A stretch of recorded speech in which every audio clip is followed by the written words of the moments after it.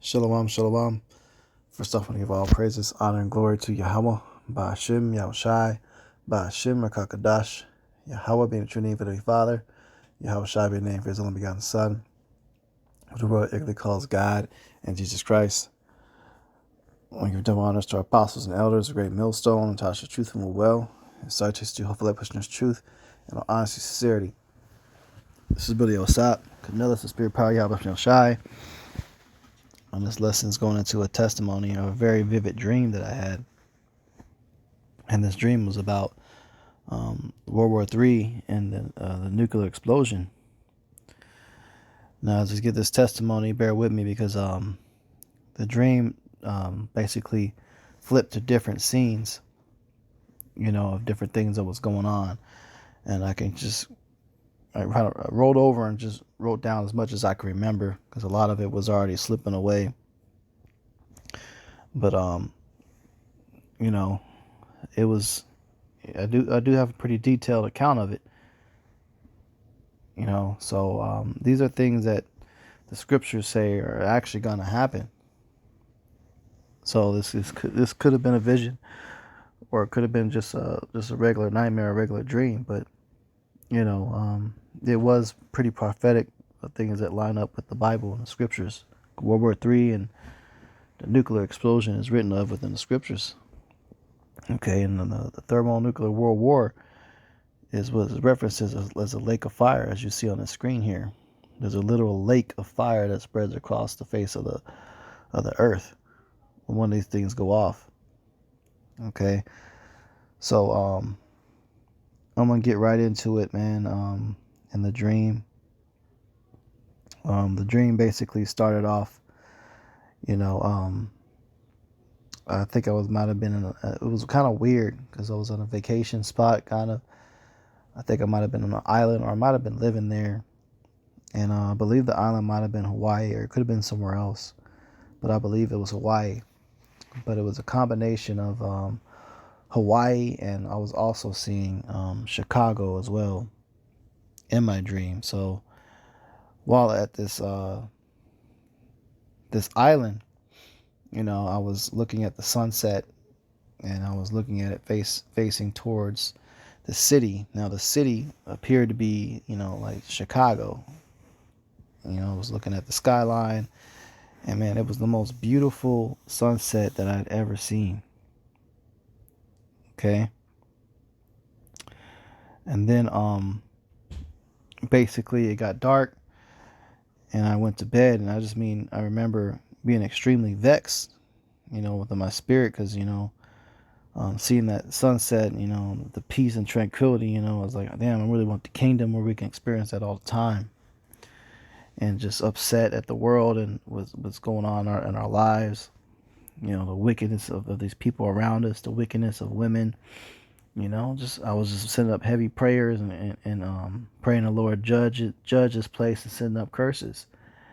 And I basically started falling asleep, but before I could fall asleep, sirens started going off. Okay, sirens started going off. So in the dream, people were like, "Oh, that's just a false alarm," And then the sirens went from the false alarm to it just had a different type of tone. It got extremely loud, and then the wavering was rapid, as if something imminent was going to happen.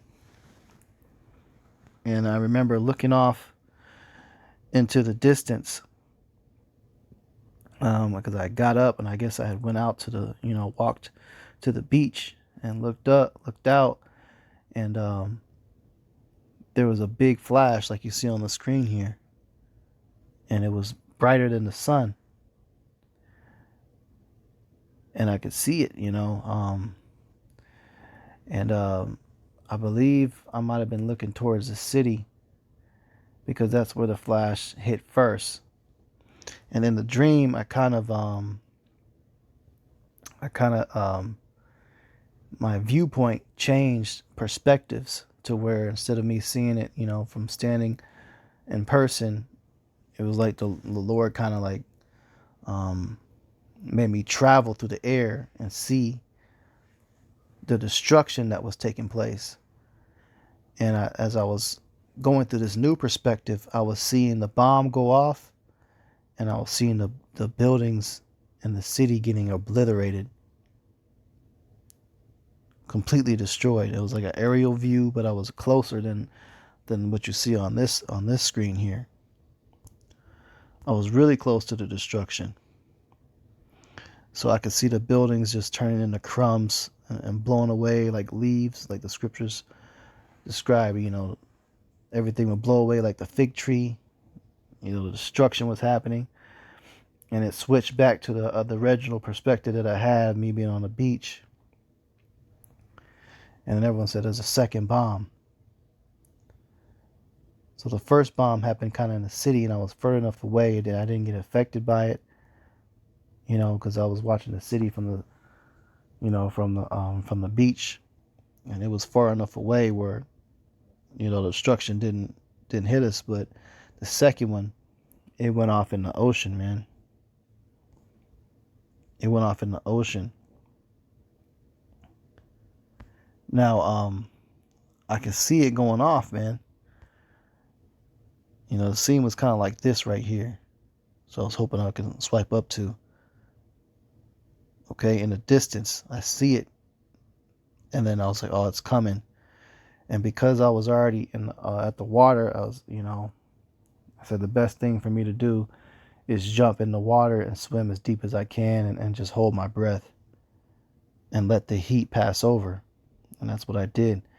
And I remember looking up from underneath the water and looking to the sky and seeing just the flame and the fervent heat passing over the top of the waters.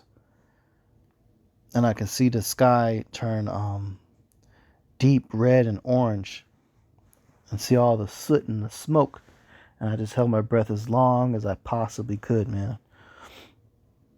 Until I couldn't hold my breath anymore. And I went up and gasped for air. And I was already in the shallow area. I had dived pretty deep. But I was already in a shallow area where I stood up on my ground. I guess a lot of water must have evaporated. And I was untouched. I was untouched, man. And I looked around, and it was like a scene of a horror movie, man. It was like desert, but a different kind, with the cracked ground everywhere. Just everything was burnt and ash. There was nothing to be seen that was left. Just bits and remnants of buildings that had been, made to rubble damn near. And Salaki, I'm just trying to get another image of one of these bombs going off. And it was just rubble. But there were survivors, man, but it was very, very few. And I remember just immediately just hearing gunshots going off. Gunshots and people screaming and running. What little people that were left. And there was an invasion.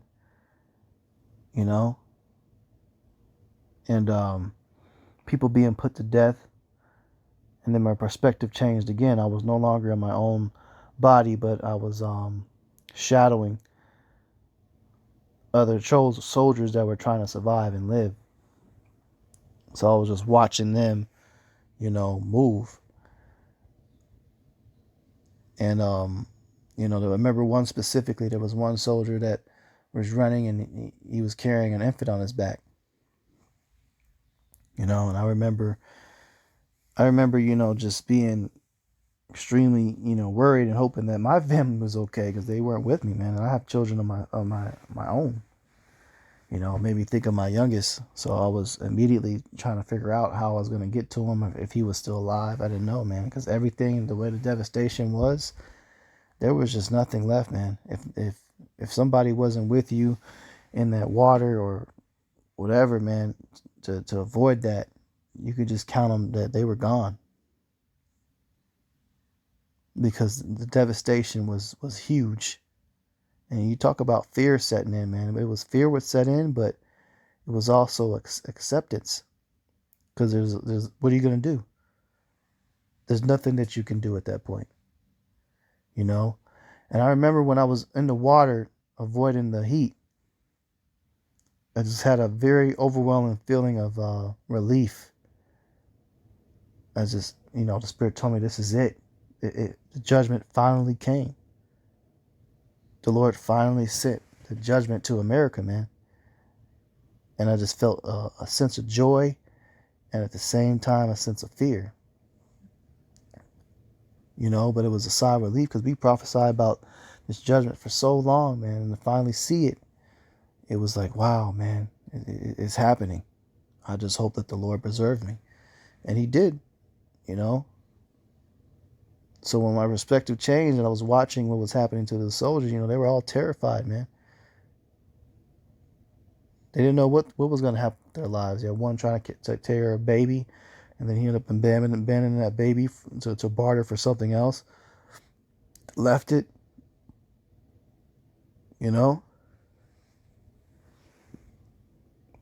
And this judgment's going to be heavy when it hits, man. And then you had basically, every man for himself. People were killing each other for, just tools for survival, for water or food. You had different armies and from different countries that were still invading and going at war and shooting innocent civilians. You had to be on the move, man, but there wasn't a whole lot of places that you could hide because everything was obliterated.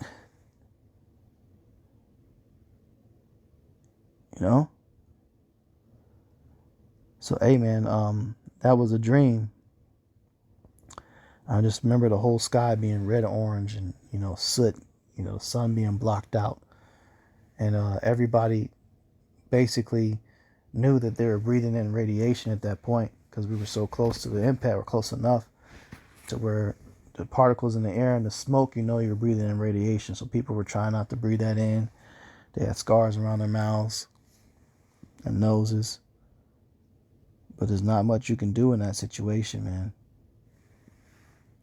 So I had a few scriptures I want to bring out that goes into what I seen.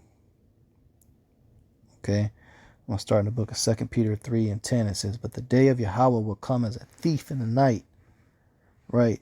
So this day is going to come unexpectedly. You're not going to be unexpected. And it sure was unexpectedly because I went from seeing the most beautiful sunset I ever seen and then getting ready to rest. And all of a sudden, everything just happened so quickly. Immediately everything just flipped. It says, in which the heavens shall pass away with a great noise. Right. Because those missiles, when they fly through the sky, they create something called a sonic boom because they, the speed, they break the sound barrier. They travel faster than the speed of sound. And it creates a huge noise. And then also the impact and explosion itself is a huge noise. And it says, and the elements shall melt with fervent heat.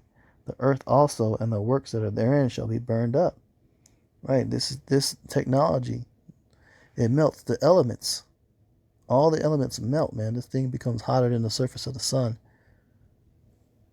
So this is talking about thermonuclear destruction. And the way that these things work, that causes the atoms to collide and split. And once the atoms split, that creates a huge amount of heat. And it sets a chain reaction. And you have this. In that process, you're splitting elements and stuff like that, man.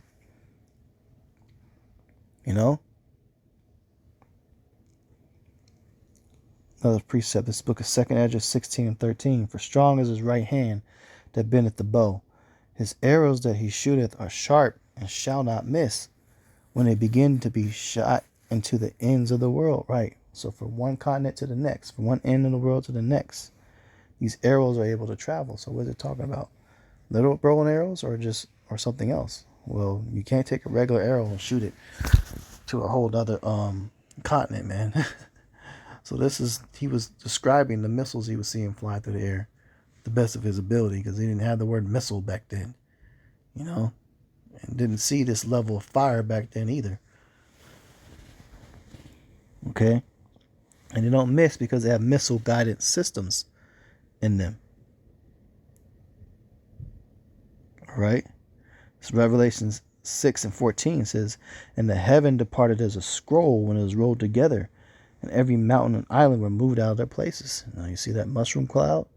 It's rolling like a scroll.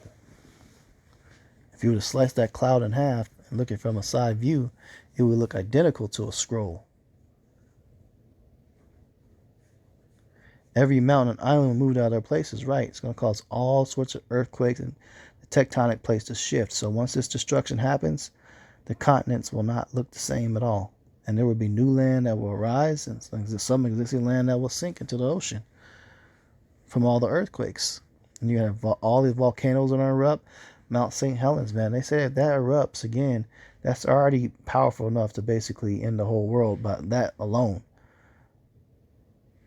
So think of all the other volcanoes that are due to erupt at any time. All of them going to erupt, man. All of them. And just add to the devastation.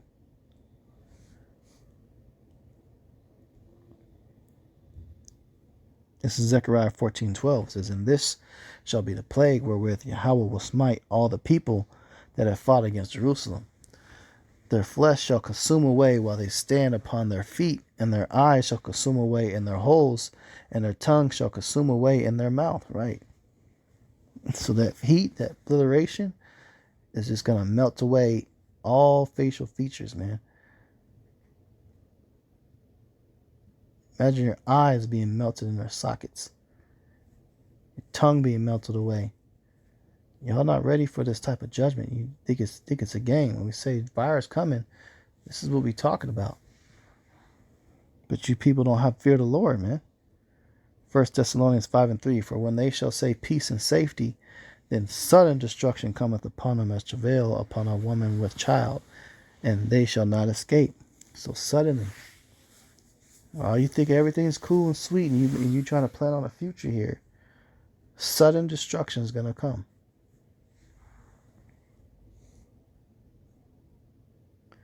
There's no way you can prepare for this level of devastation. You know? So, just wanted to speak on that dream, man. Lord's will was edifying. You can share that testimony if you like, because, you know, this is coming, man. This is coming. I needed to see that, man. I needed to see that vision. So, I'm going to go ahead and close out, though, and give all praises, honor, and glory to Yahweh. Ba'ashem, Yahushai, Ba'ashem, Kakadash. Double honors to our apostles and elders, a great millstone, Natasha's truth and will. And salutations to you, hopefully, person is truth and on sincerity. Shalom.